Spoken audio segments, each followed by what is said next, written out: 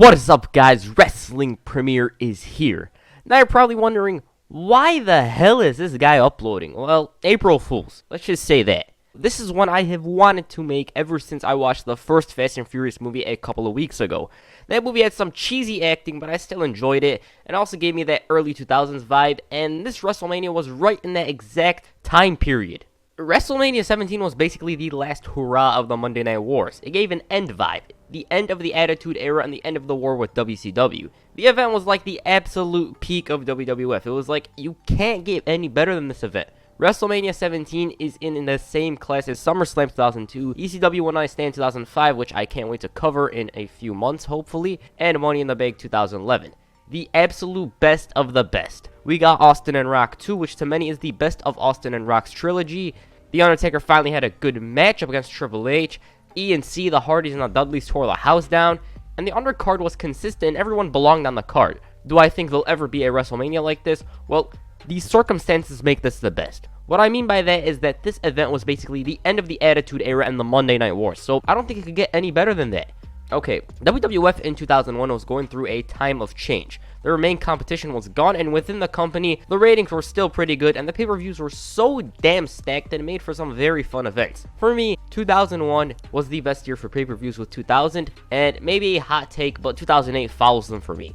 Also, the reason why I made this video today is because I'm bored as hell. I found out the script was halfway written through. I finished the script, and I thought, you know what, today's the day I post it. Right now, let's get into it. WrestleMania 17 was held in the Reliant Astrodome in Houston, Texas on April 1st, 2001. The tagline for the event was, "Houston, we have a problem." 67,925 were in attendance to witness the greatest WrestleMania of all time. The buy rate for WrestleMania 17 was 1,040,000 buys, which was the most purchased pay-per-view up until WrestleMania 23, which broke the record by only a little bit. The theme song for the pay-per-view was My Way by Limp Bizkit, and it doesn't get any more 2001 than that. By the way, Paul Heyman smoothly replaced Jerry Lawler on commentary. Okay, let's just get into it. WrestleMania X7. I don't even know why they thought it was cool to write X7. Just say 17. The first match was for the World Wrestling Federation Intercontinental Championship. Chris Jericho defended the gold against the WWF Commissioner William Regal. Jericho at this point was coasting along. It wasn't like he was underutilized, it just wasn't his time. As for William Regal, he had just returned to the WWF about a few months earlier, and in March of 2001, Regal became the new WWF Commissioner. In the build-up to the matchup, Chris Jericho disrespected Regal, and this led to him being punished by facing the Right to Censor and the Dudleys in a tables match. Jericho at one point pissed in Regal's teapot, and obviously Regal took a sip not realizing what was in there. On the final Raw before WrestleMania, Jericho and Doink Disguise attacked Regal. Now, I wouldn't really mention this, but due to what happened backstage, it's a must. In Chris Jericho's book Undisputed, he mentioned that a certain sexy boy noticed his Doink the Clown costume backstage, and I quote, "Sean got in my clown face and gave me a Larry David-esque suspicious stare, and I noticed he was pretty wasted. What's going on, Chris?" he said, his eyelids drooping and his speech slurring. "Are you doing the Doink gimmick now?" "No, I'm just doing it for tonight. I'm ambushing Regal." "So you're gonna be Doink now?" No. I'm just doing it for one night as a way to surprise Regal." "But why do you have to be Doink?" he asked again, slowly swaying back and forth. "But I'm not Doink, Sean. It's just for tonight." Sean shook his head and waltzed away. "I don't like it. They should have never made you Doink." He passed out in Vince's office later that night and he was fired. That was Michaels' final appearance up until the 2002 Royal Rumble, I believe. In the early going, Jericho had the upper hand. He had some clotheslines, spinning heel kicks, and a reverse elbow from the top rope. Regal, however, recovered and he began targeting Y2J's arm. He threw him shoulder first into the post and he began making that shoulder a liability for Jericho. He exposed the turnbuckle and he threw Y2J right into it. And it wasn't until Jericho connected with the Enziguri that the complexion of the match changed. They began trading big moves such as the missile dropkick, double arm hook suplex, the Regal stretch which Jericho managed to escape, and Y2J then hit a face buster on Regal and the line salt for the victory. Overall, it was a good matchup and probably the best choice to open the show because Y2J was massively over. The next matchup was between the Right to Censor and the APA and Taz. I don't think this one had much of a build-up. The two traded blows in the beginning up until Val Venus gained the advantage for the RTC. The Good Father got tagged in and he hit the scoop slam on Taz. He failed to connect with the Ho train, which led to Bradshaw getting tagged in. He delivered a reverse slam. Farouk then got involved, and along with Bradshaw, they slammed the hell out of Val Venus on the canvas. Bull Buchanan then interfered and he powerbombed Bradshaw. Meanwhile, Goodfather tries to go for the Ho train, but he failed, and instead Bradshaw delivered a devastating clothesline for Upheld for the victory. I can't really say much about this. It ended quickly though, and Taz, the APA, and RTC deserve to be on the card, so there's that. Next up, Raven defends the World Wrestling Federation Hardcore Championship against Big Show and Kane in a hardcore matchup. Alright, this one was awesome. You just gotta say, this didn't really have any business being as good as it was. It was as attitude era as you could get. Brawling in the crowd, backstage, it was chaos. This started off with Kane and Raven going at it, and then Big Show made his entrance and he grabbed Raven before Kane flew through the air and he clotheslined him. The three then brawled in the crowd and all the way to the back. Kane got slammed out to some crates, Kane threw Raven through a glass window, both big men went through a wall, Raven almost got ran over by a golf cart. It was a madness. They finally returned to the arena and they brawled on the stage before Big Show tried press slamming Raven off the stage. Kane then kicked the hell out of the Big Show to send both himself and Raven off the stage. Kane then hit a gigantic leg drop to pin Big Show and become the new WWF Hardcore Champion. To say this one was wild, well, it would be an understatement. They made the most out of the time they were given, and it brought us a fun match that was very, very different from any other match on the card. Plus, Kane was awesome. In an interview with Fightful about 2 years ago, Raven discussed the moment where he almost cut the power supply in the stadium. And I quote, "But I ruined the greatest spot in the history of WrestleMania. We were supposed to be driving and Big Show's choking while I was driving, and I was supposed to drive all around the building with Kane driving behind us in hot pursuit. What happened was there was a fence that looked like a wall fence, so I thought if I drove into it and bounced off, it would look cool because I was getting choked by a 400-pound guy. Then I hit the fence, didn't get back anything, and I just fell off the curb. But the best part is that I came within millimeters of turning off the power in the entire building. One of the crew members came up to me and said, 'Do you have any idea how close you came? You were within millimeters of running over the cable that supplied power to the entire building.'" Oh, damn. Imagine if he did cut the power supply. What would have happened? WrestleMania dark? Maybe the dead man would have returned to save the show. Who knows? The next match was for the World Wrestling Federation European Championship. Test defended the gold against Latino Heat Eddie Guerrero. Hulk Hogan, Perry Saturn accompanied him to the ring. Eddie tried to gain the advantage early on, but Test delivered a powerbomb. Latino Heat kicked out, and from there, Test was mostly in control. He had a reverse elbow from the top rope, and after that, he got hung up on the ropes. Eddie tried wearing Test down, and he delivered some stomps. This led to Latino Heat targeting Test's leg, and Perry Saturn also got some shots in. Eddie Guerrero applied the sleeper hold on Test for a bit, and this led to the champ making a comeback. He had a modified version of the Tilt-A-Whirl, and he then locked Eddie in the full Nelson. Latino Heat managed to low blow him behind the ref's back, and Perry Saturn then hit the Moss cover three-handed family. I don't even know why the hell it's called that. Behind the ref's back. Test kicked out, however. Eddie tried going for the frog splash, but Test moved out of the way and hit a pump handle slam. Saturn continued to get involved, and he got a boot for that. Test then connected with a big boot on Eddie, but Dean Malenko interfered and he pulled Test's leg out of the ring. Latino Heat capitalized on the distracted ref and Test by grabbing the title and blasting him with it. 1, 2, 3, Eddie's champ. Good match. Test could have won, but it was ultimately the Radicals' interference that cost him the match. With the time they were given, this was enjoyable. Test was cheered, Eddie was playing dirty, and it made for a worthwhile matchup. Next up is Kurt Angle versus Chris Benoit.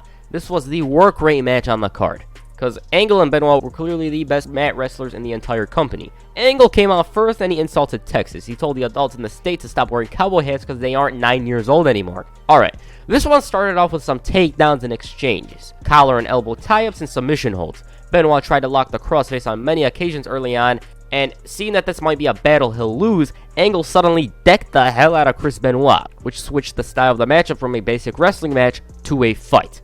Angle from there had the advantage. He had a few suplexes, belly to bellies, and yeah, Benoit tried fighting back with some chops, but Angle managed to shut down Benoit's momentum. Benoit then started to make a comeback by elbowing Angle and hitting a suplex. He then superplexed the Olympic hero before hitting a German suplex. Both men tried locking in their signature holds, and at one point they stole each other's finishers. The ref got knocked down, and it was Benoit who successfully locked in the crossface.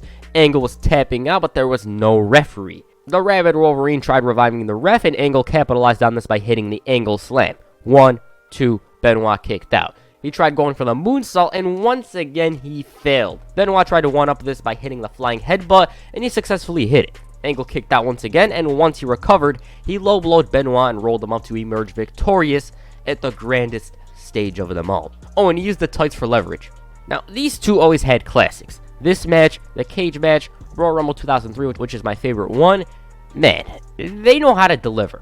They know how to have a good match. As for this one, it was a very great bout. Angle had to blast Benoit to change the style of the match, and it mostly worked into his favor during the middle of the match. Benoit made a comeback, both men stole each other's finishers. It was awesome.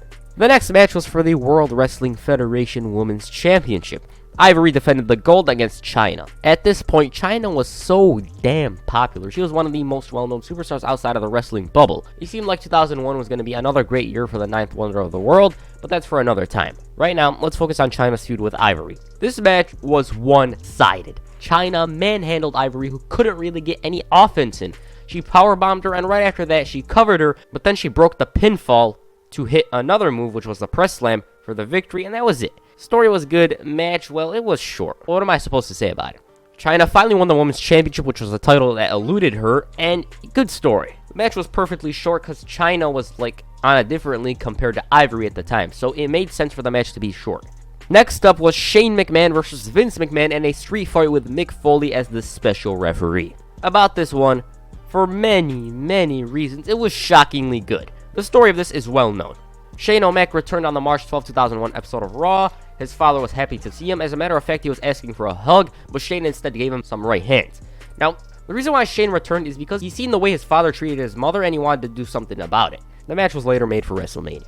The apex of this feud came on the March 26, 2001 episode of Raw. Vince McMahon was celebrating his victory in the Monday Night Wars. He was having an absolute field day. He fired Jeff Jarrett. He appeared on both TNT and TNN at the same time, and it was a wild night. Vince demanded that Ted Turner himself walk down the aisle at WrestleMania to sign the contract for ownership of WCW. But then no chance in hell played, and it was expected of Shane to come walking down the aisle.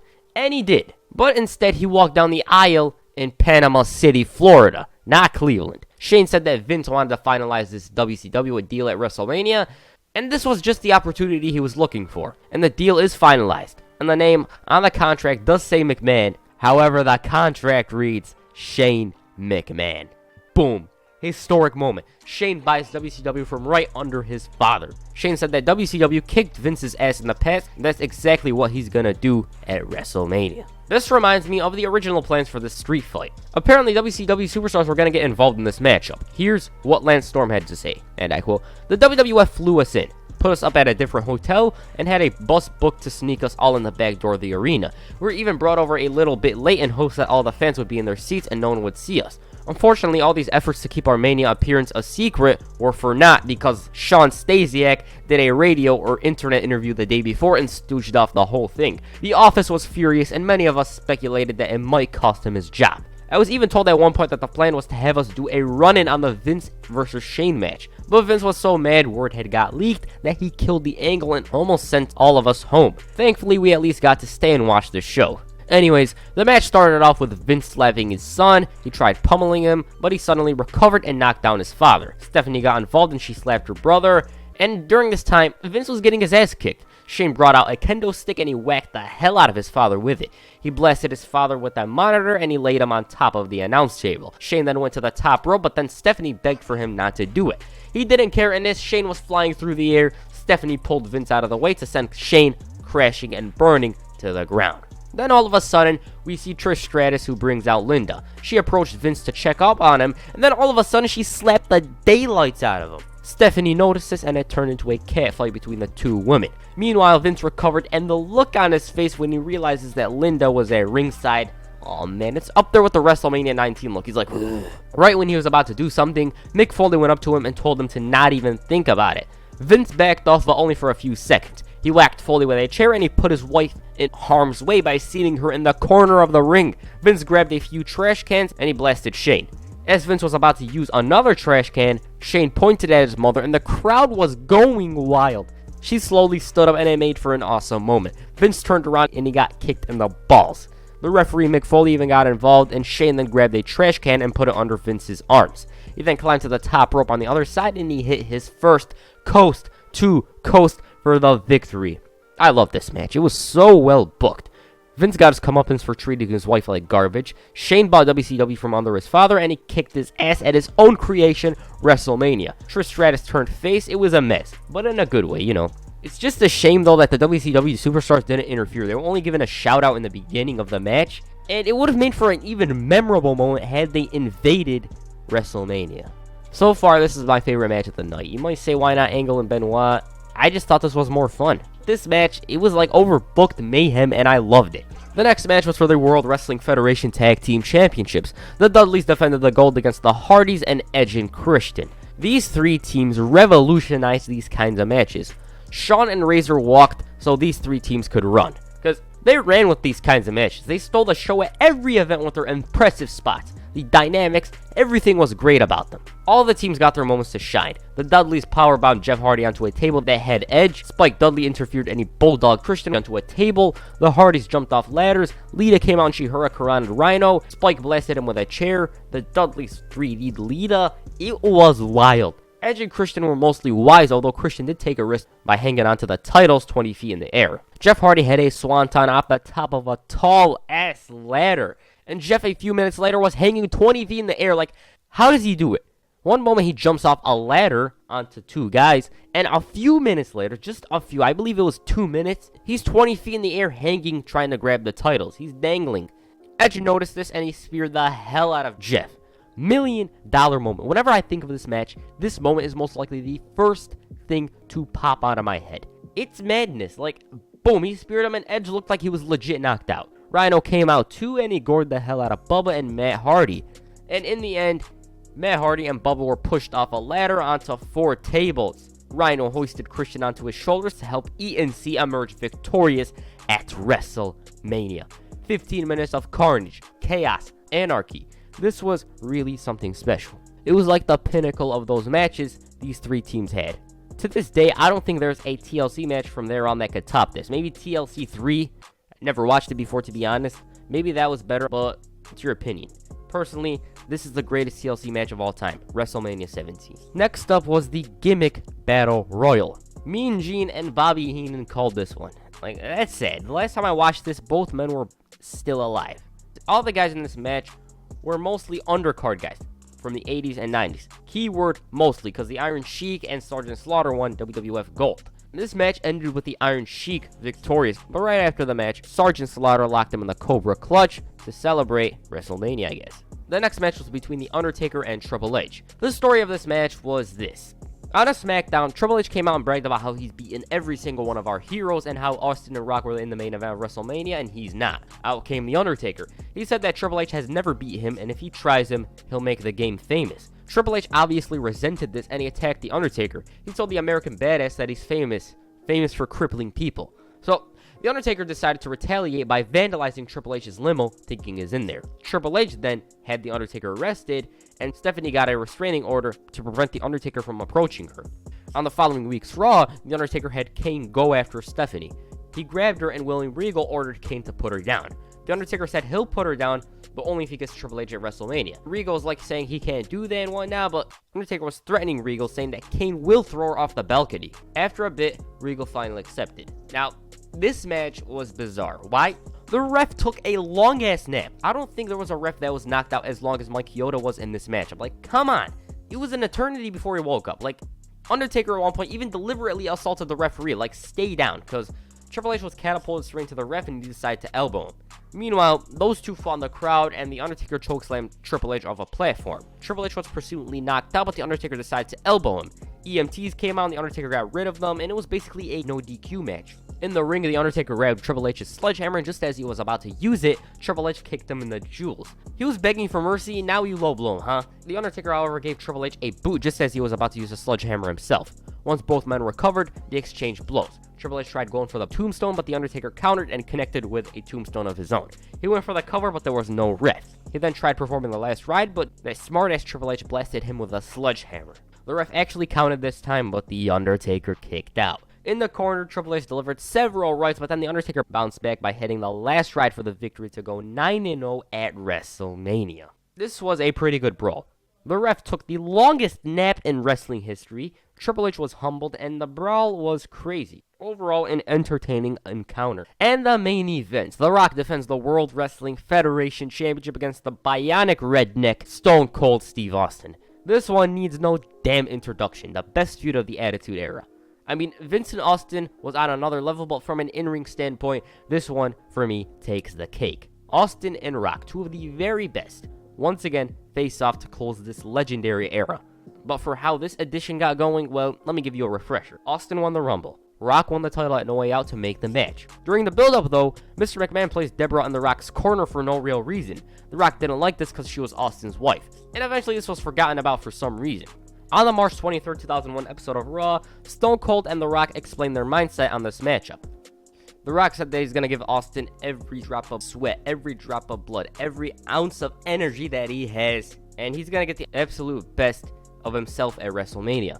Austin replied saying that he's gotta beat The Rock. He needs this victory more than anything that he could ever imagine, and he needs this victory in Texas. Anyways, when Austin came out, the crowd was 100% behind him. When The Rock came out, he was booed. This one right out of the gate was a brawl. It was also made no disqualifications minutes before it commenced. The My Way promo is the GOAT. Like, it embodies what this feud truly was. Anyways, about the match, they brawled in the crowd, they pummeled one another, superplex, clotheslines, $1 Million Dream, sharpshooter. This match had everything and then some. Austin stomped a mud hole, The Rock was resilient, and it was closer to the Attitude Era. The Rock hit the stunner on Austin, and Austin performed the Rock Bottom on Rock. Man, near the end of the match, Vince McMahon, who had no business in this matchup, walked down the aisle.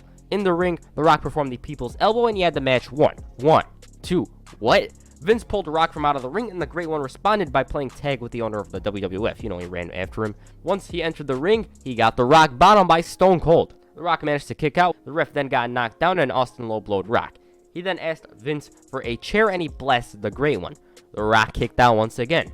Austin was starting to get angry. Just as he was about to do something again, The Rock performed the Rock Bottom. Once again, McMahon got involved, but this time The Rock laid the smackdown on him. Austin then hit the iconic stunner, but that wasn't enough. So Vince handed the chair to Austin, and he blasted the champ with a chair. Once again, The Rock kicked out. He refused to lose. He was like, I ain't losing in Texas. At this point, Austin, the bionic redneck, was irate. Just look at him. There was this image of Austin bleeding is iconic. Like, he's mad. He has to do something to become champion. He has to do a hell of a lot to win the title. He destroyed The Rock's chest with some, well, not some, but many, and I mean many devastating chair shots. Chair shots to the chest, to the shoulder, to the back.